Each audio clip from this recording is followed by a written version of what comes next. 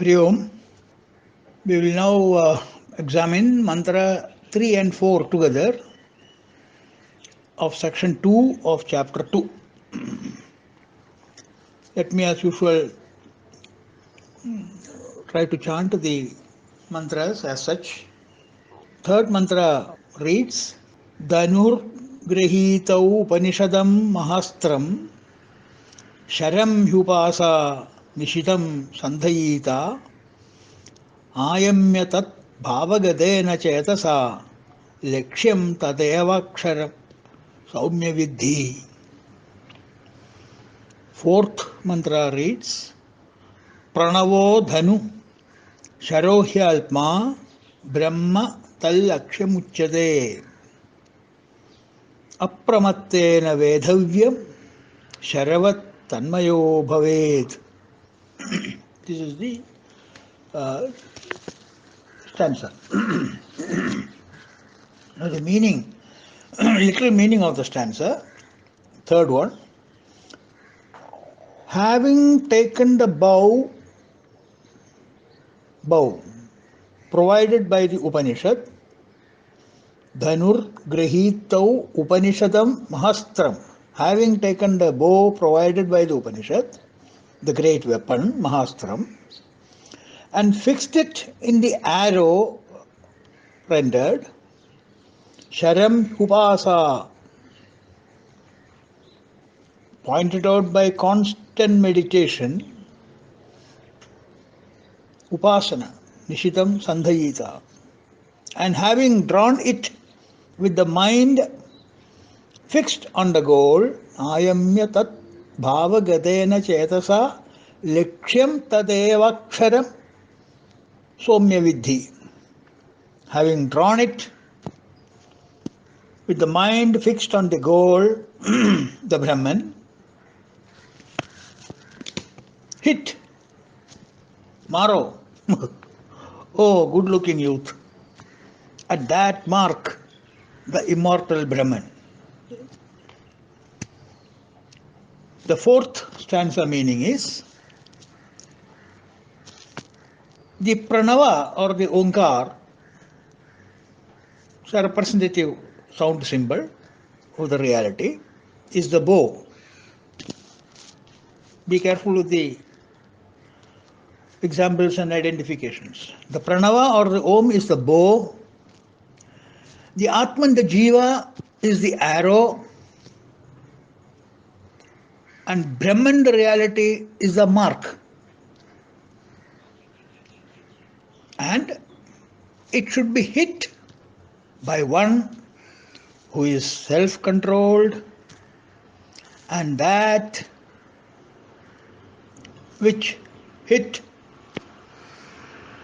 becomes like the arrow, one with the mark, the Brahman. Is the meaning of the second stanza. Now let's try and expand the meaning a bit to the extent time permits, to limitation of the time. Now mantra 3,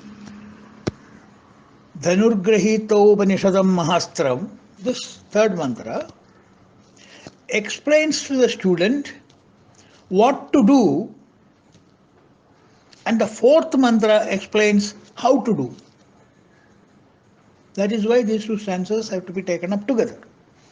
The third one explains what to do, the fourth one explains how to do.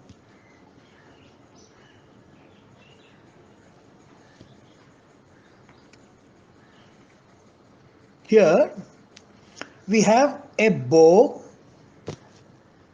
an arrow, a bullseye, and a shooter.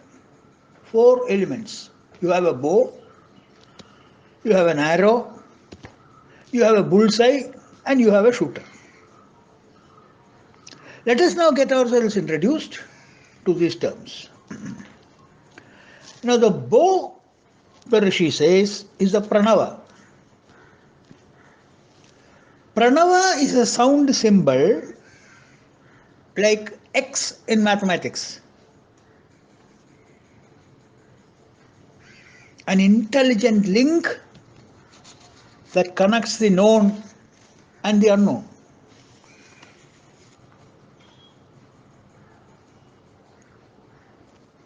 The sound symbol Om as such should not be mistaken at all as the reality or as a name for the reality. No, it is neither a name nor is it the reality. It is only a symbol. It is only a sign, a sound symbol to represent the reality created for the understanding of the finite and limited intellect.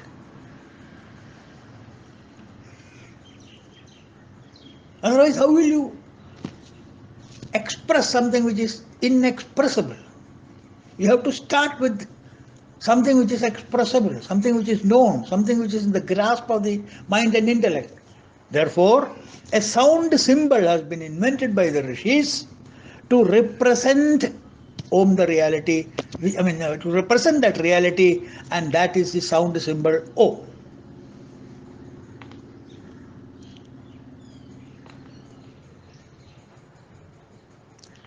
Now, the tricolor flag of our country per se is just a piece of cloth stitched or dyed in three colors, but it signifies not the cloth but the entire tradition and culture of our nation, isn't it?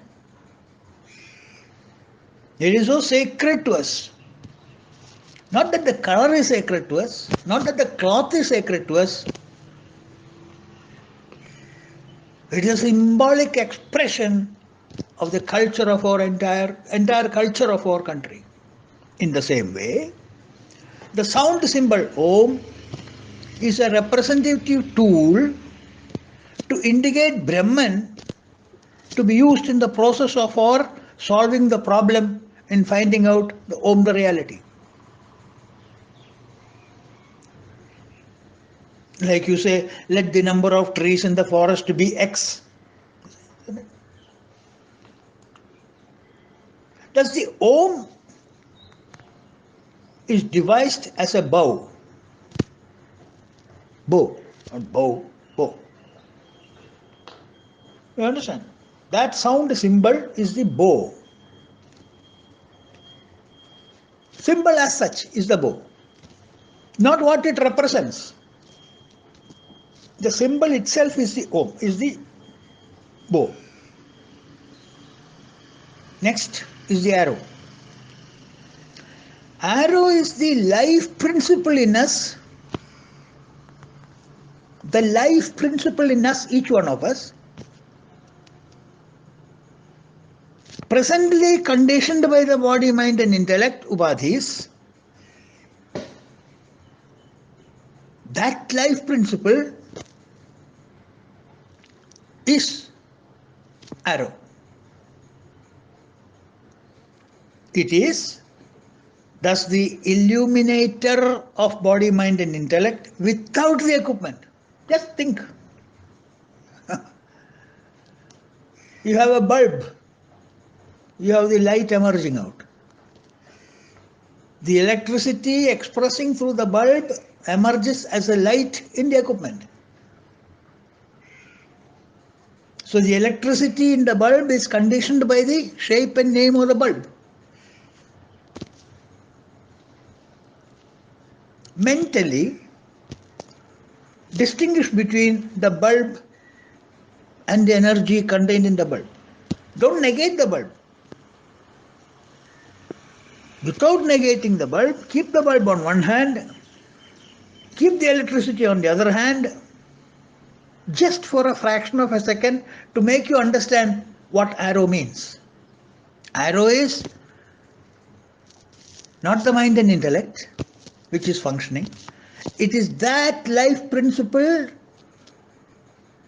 that vitality which pushes, which nurtures, which nourishes, which prompts the mind and intellect to act. That power, conditioned but, that conditioned power is the arrow. The bull's eye, certainly the Brahman, the reality, conditioned by nothing, unconditioned Brahman, imperishable Brahman.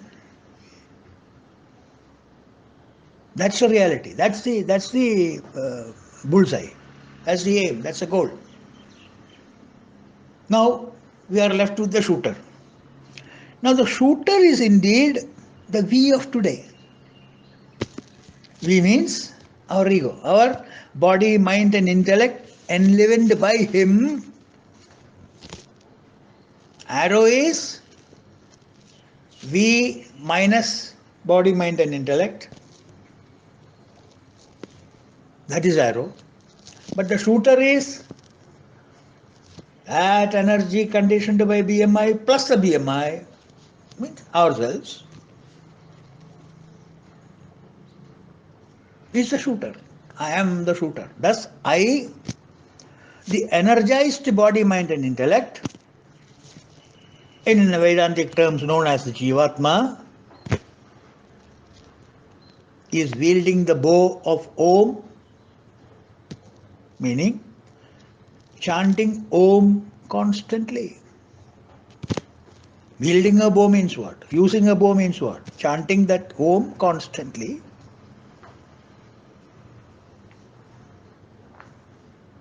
Try to disassociate the energy in the BMI and use that detached energy as the arrow.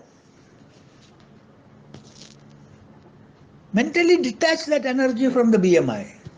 For the moment, let BMI die. The temporary chloroform. You take the energy from there. That is the arrow. That subtle self in you is the arrow. And shoot at the point blank or the bullseye, the reality. When the arrow merges with the bullseye, it sticks or adheres to it. Once the arrow, this energy which was so far conditioned by the body and mind, without the body and mind, that energy is now shot out as an arrow to shoot the bullseye, and once that arrow, the conditioned energy without body and mind and intellect, takes a flight to shoot the goal, the bullseye, the reality, and when it shoots, when it hits the bullseye, the arrow remains there, discarding the body, mind and intellect, and remains in that reality forever, enjoying the bliss and beatitude of that realm of consciousness.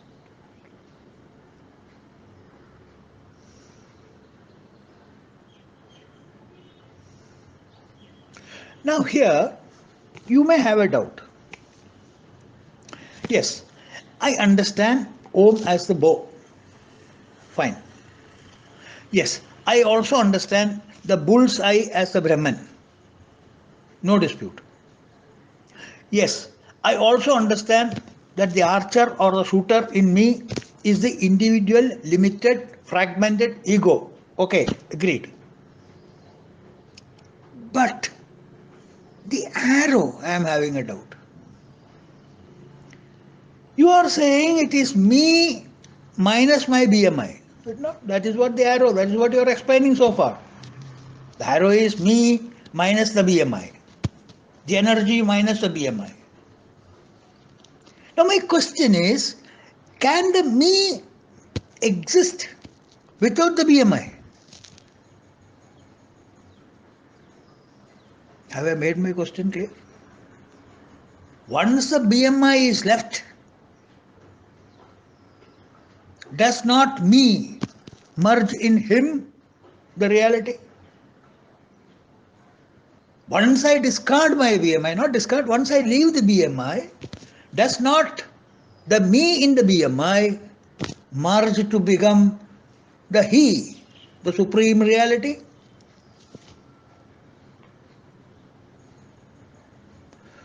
Yes, that's a very good question. Very good doubt. Now let us explain.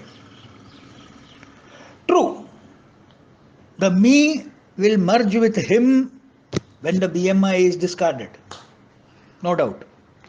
But it will happen only and only when the body, mind and intellect is discarded in an empty format. Yes, if I leave my body and mind in an empty format, there's nothing in that bag, then the me which was enlivening the body and the mind and intellect will merge with Atman, because there is nothing to express in the mind, nothing to express in the intellect. Therefore, when the body is cast away, the mind and intellect, the subtler personality in me, the subtle body in me, takes a direct flight to Atman, the reality. That is true. But when? When it is discarded in an empty format. Think. But on the other hand, if the mind and intellect are discarded from the energy, when they are loaded with vasanas, I have detached them. I have detached that wagon. But that wagon is not empty. The wagon is full, overflowing with vasanas. It is not empty. The power has been detached. The engine has been detached. And they are loaded with vasanas. The engine which has been detached, in other words, the me, the energy, the conditioned energy which was detached, do not merge with him, because the residual vasanas has to be exhausted. Without exhausting the vasanas, where will it merge? It cannot merge anywhere. It will take the body and mind with the residual vasanas and find a suitable body where he can unload the sack behind him, the vasanas behind him. The residual vasanas has to be exhausted. In other words, it must be a truly natural end as against a natural death. Even in a so-called natural death, it may be a natural death for the body, but the mind and intellect are still active at the crease, hitting boundaries, even while dying. The mind and intellect has highest desires. Every time it goes for a 6. I want to do that, I want to do this, I want to achieve that, I want to bring this, I want to grab that. All boundary desires. So while hitting all such boundaries, the body drops off. The mind and intellect also has to disengage for the time being because the body has gone.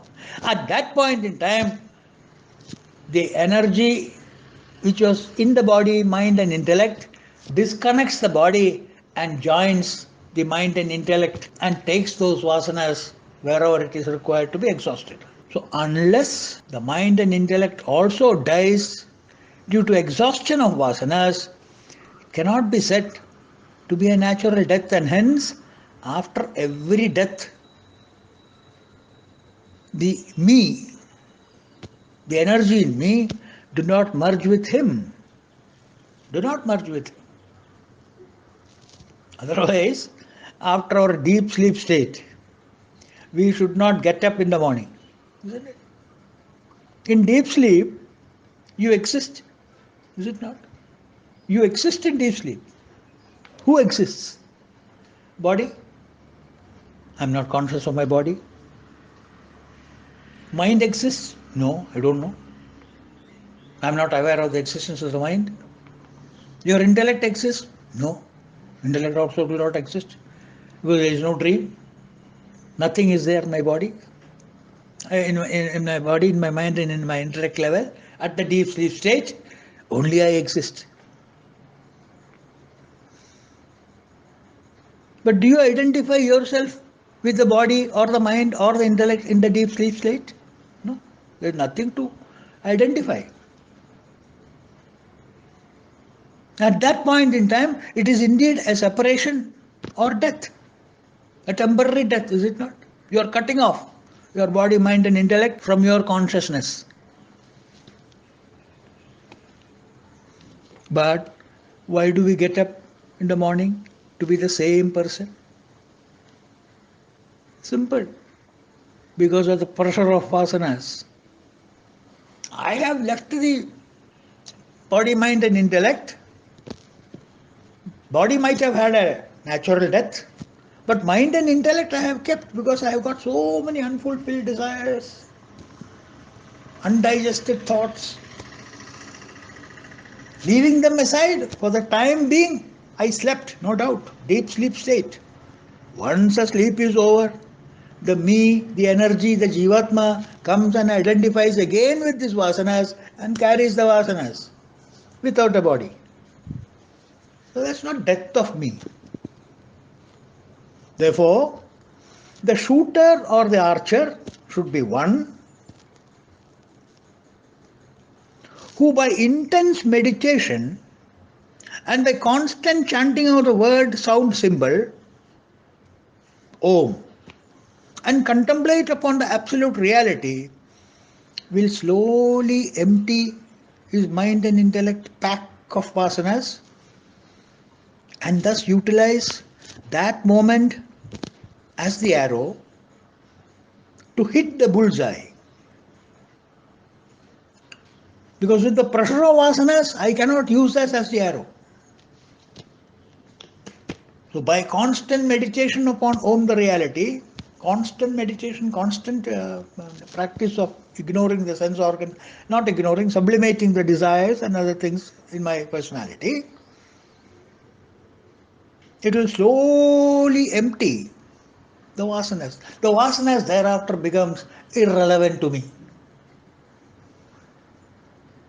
You don't throw away the vasanas, you don't reject the vasanas, but whether it comes or does not come, it doesn't affect my egocentric desires at all. I have no ego, a state of egolessness.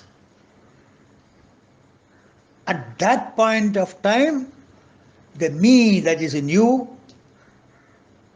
which need not carry a heavy weight of load in the body and mind as vasanas, utilize that energy, that moment as the arrow to hit the bullseye. The arrow will travel to its destination with no luggage or baggage. Not only that, there is no check-in baggage, there is no cabin baggage also. All empty, all alone with both hands. In a march past, he walks straight and uses the arrow, and the arrow shoots the bullseye. And it ensures that it hits the goal.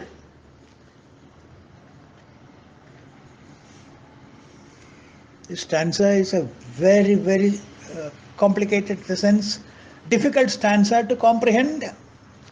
So the only method to comprehend that is to constantly think about it.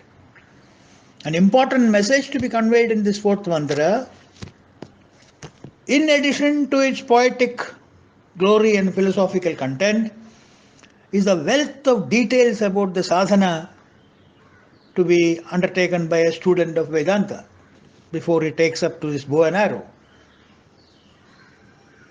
Apramattena vedhavyam is a phrase rich with suggestive meaning. The bow and arrow is wielded by one who is self-collected. Self-mastery is an important condition precedent for a sadhak to succeed in his flight from his seat of meditation. If the arrow trembles in the hands of the archer before it leaves the bow, even before it leaves the bow, it is surely missed the great grand bullseye. The more the mind is steady and undeflected, the more are the chances of a sure hit. The mind becomes unsteady and deflected because of the attachments with a number of sense objects. The seeker must therefore develop an enlightened detachment for the objects, emotions and thoughts around him and have a single pointed attention to hit the goal and the arrow to merge and identify itself with the goal. So as I mentioned, this should not be the end of third and fourth stanza. Kindly have a textbook of Manduga Upanishad. Please contemplate on this mantra, 2 mantras. And as and more you contemplate on these mantras, read these mantras, slowly the truth in greater effulgence emanates in you, and may that help you to develop an enlightened detachment, which is a prerequisite for this flight. Hari Om.